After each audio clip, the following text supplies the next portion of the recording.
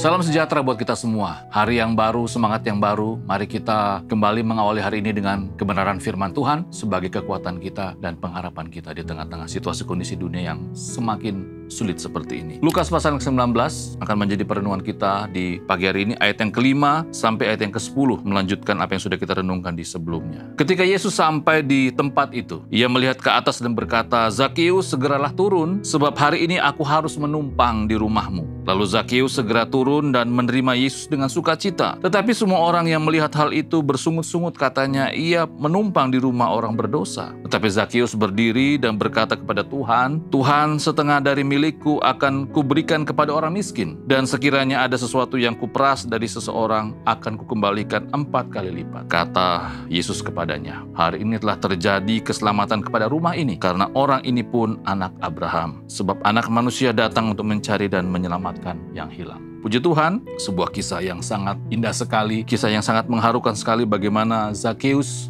dalam pembacaan kita sebelumnya adalah orang yang sangat sibuk sekali. Hidupnya digambarkan sebagai orang yang bisa dikatakan hidup di dalam dosa. Sebagai orang yang punya pengaruh, sebagai seorang kepala pemungut cukai, ya bisa dikatakan bahwa dia adalah orang yang mengambil banyak untung, ya, sebagai seorang yang tidak jujur dalam pembacaan firman Tuhan kita. Bahkan orang-orang Farisi itu sangat mengecam apa yang dilakukan oleh Tuhan Yesus. Saat Tuhan Yesus mau menginap di rumah Zakeus, mereka bersungut-sungut, katanya yang menumpang di rumah orang berdosa. Memang image dari Zakeus ini adalah orang yang berdosa, orang yang sekali lagi sebagai orang yang tidak pantas, tidak layak untuk mendapatkan pengampunan, atau orang yang tidak pantas untuk mendapatkan perhatian, apalagi dari seorang Yesus yang dikenal sebagai seorang guru, sebagai seorang rabi yang terkenal. Tetapi puji Tuhan, dalam bacaan firman Tuhan kita bisa melihat bagaimana cinta kasih Yesus kepada orang berdosa, yaitu Zakeus. Yang menarik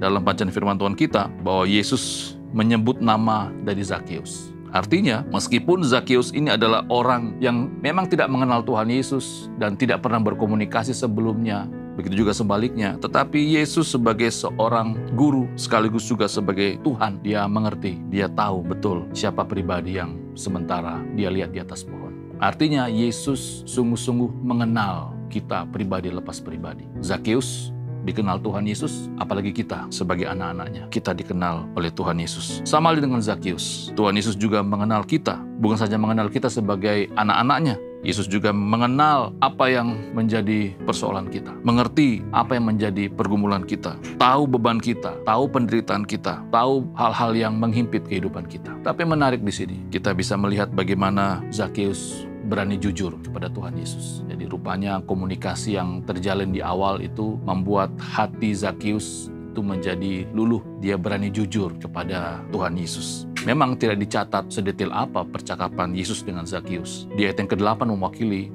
percakapan dari Zakeus dan Tuhan Yesus. Bagaimana dia mengaku dosa. Dia berkata, "Tuhan, setengah dari milikku akan kuberikan kepada orang miskin. Dan sekiranya ada sesuatu yang kuperas dari seseorang, akan kukembalikan 4 kali lipat." Mungkin banyak hal yang dia bicarakan. Pengakuannya, kejujurannya kepada Tuhan Yesus. Sehingga hidupnya diubahkan. Pertanyaannya, apakah kita sudah merespon panggilannya seperti yang dilakukan oleh Zakeus? Di dalam beban kehidupan kita, dalam persoalan kehidupan kita. Apakah kita juga sudah jujur tentang semua beban hidup kita? Sama seperti yang dilakukan oleh Zakeus.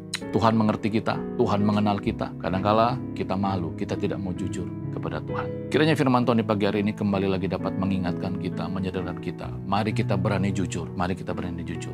Meskipun Tuhan mengerti, Tuhan tahu betul apa yang kita alami, kita hadapi saat ini. Tetapi Dia mau kejujuran kita. Mari kita berdoa. Tuhan, terima kasih. Kami bersyukur bahwa kami adalah orang-orang yang Kau kasihi. Engkau mengenal kami, pribadi lepas pribadi. Bahkan setiap beban, persoalan, masalah yang kami hadapi, Tuhan tahu itu. Mampukan kami Bapa agar kami berani jujur kepadamu setiap hari. Sebagai rasa syukur kami karena Engkau sudah begitu mengasihi kami. Kiranya hubungan kami dengan Engkau terus terjalin dengan baik, terjalin dengan mesra, sehingga tidak ada komunikasi yang terhambat antara kami sebagai umat-Mu kepada Engkau sebagai Tuhan dan Juru Selamat kami. Terima kasih Tuhan, kiranya firman Tuhan di pagi hari ini kembali lagi dapat mengingatkan kita dan menyadarkan kita semua. Ini doa kami, memberkati apa yang kami kerjakan di hari ini, dan juga memberkati orang-orang yang kami kasihi. Amin.